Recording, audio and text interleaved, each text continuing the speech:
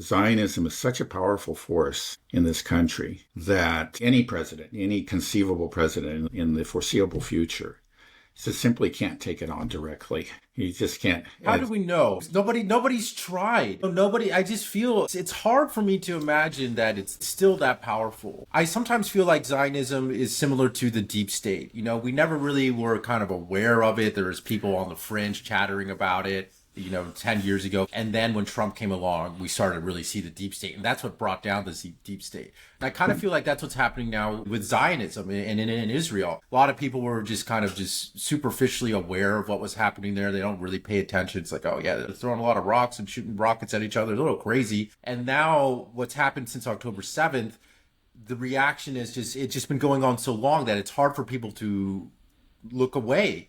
And they're starting to see like, well, what is this Zionism? And they're starting to explore and understand like, hey, I don't really support this. First of all, it's not America first. This is something that Trump really campaigned on. And then we have this huge glaring exception with everything that he said he was campaigning about. A lot of the MAGA movement was built on. And I think we are seeing some people like Marjorie Taylor Greene and, people within the Republican Party are saying like, hey, why are we doing this? Why are we bombing Yemen? Why are we antagonizing Iran? This isn't in our national, security interest. This is in the best interest of America. It's not America first. And the more that we continue to support Israel, I think more and more the tentacles of Zionism in U.S. government is becoming apparent. People are always talking about AIPAC now. People are talking about the ADL. People are talking about the anti-Semitism and the suppression of free speech. That was a huge part of the conservative movement and MAGA movement is talking about freedom of speech, but it's like, but you can't criticize Israel. That's starting to become an exception, and it's a real problem now, and it's a little scary.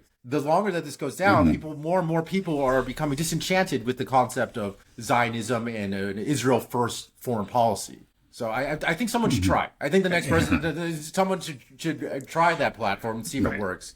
And even if they don't win, I think the Israeli lobby guns will be pointed so openly at this person that everybody will be like, okay, yeah, we know who really runs the U.S. government now. And then it's over. It's exposed, and people will vote him out, right? That's my theory.